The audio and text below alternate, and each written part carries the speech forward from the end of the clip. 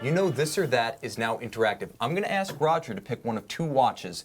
I'm also going to ask you. So if you look in the live chat box right now or in the description, you can see the link to our live straw poll. I want you guys to vote because your vote counts. Okay, Roger, this or that, Jolly Green Giants of the moment. We've got the Rolex Submariner Hulk, the 116610V, and we've got the Panerai Radiomir PAM 736, one of the coolest non-bronzos in the Panerai catalog, past to present.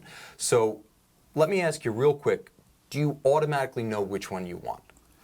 No, it was like as with last time's choice. It's extremely difficult, and it's more like it's about eliminating stuff that I really don't like.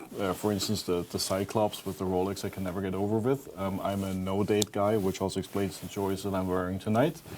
So it's more about eliminating, because both watches would be highly collectible and more than attractive to own.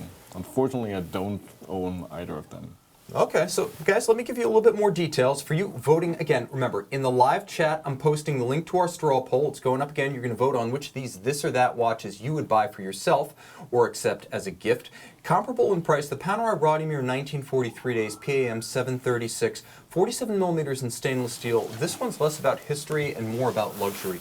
A rich sandwich dial with a sort of ecru simulated patina lume, rose gold hands just like Roger's Heritage Black Bay, only here they are solid rose gold, I believe. Now the watch has a gorgeous sort of olive drab green dial that you normally associate with the bronzos. Not in this case. Stainless steel, one of 300 made. It was part of 2017's Panerai boutique exclusive green triplets, and it's a caliber P3000 manual wind. 3-day power reserve though.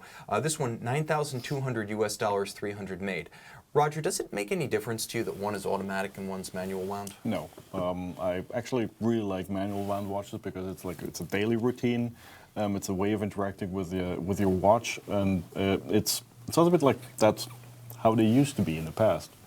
Yeah, I know exactly what you mean. I love winding this watch every day. I've never once regretted the fact that I had to acknowledge that I bought something really expensive and now I have to enjoy it. So for me, the bigger the role my watch plays in my day, the better. So I'm automatically with Roger on this. Okay, now the Rolex Submariner 116610 is a bit of an enigma because the Hulk, the green Submariner, came out in 2010, and yet it's arguably more popular and in demand now than it's ever been, selling for over list on the pre-owned market. This despite the better part of a decade on the market. How is this possible?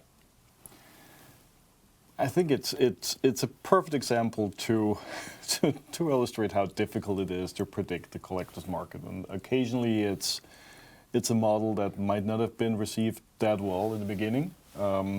Various other watches that have been specifically targeted at collectors don't increase in value over time.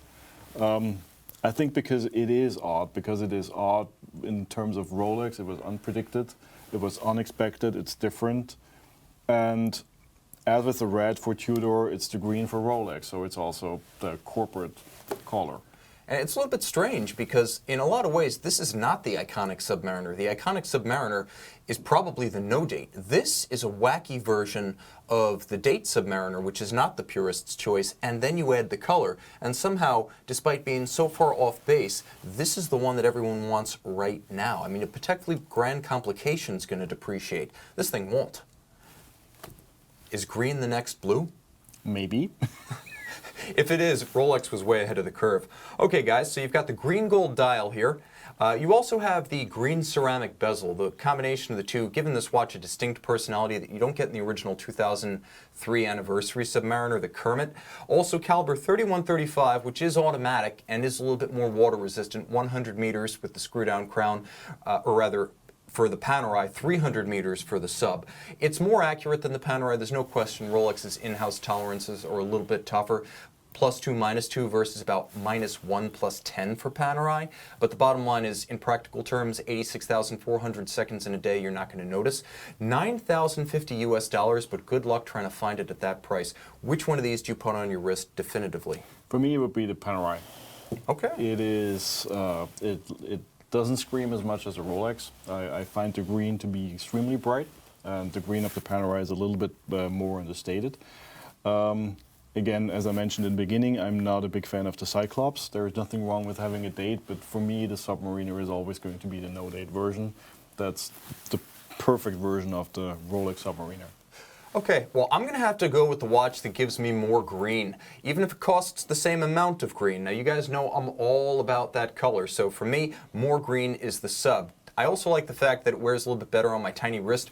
Roger can afford to wear a larger watch than I can, whereas the Panerai would probably have to wear around my ankle. The Sub I can wear in good conscience on my wrist, so that would be my choice. Guys, can we throw up the straw poll results so far? How are these watches doing in our live audience? Oh, right. Yikes. Wow. Okay. I don't win these things too often.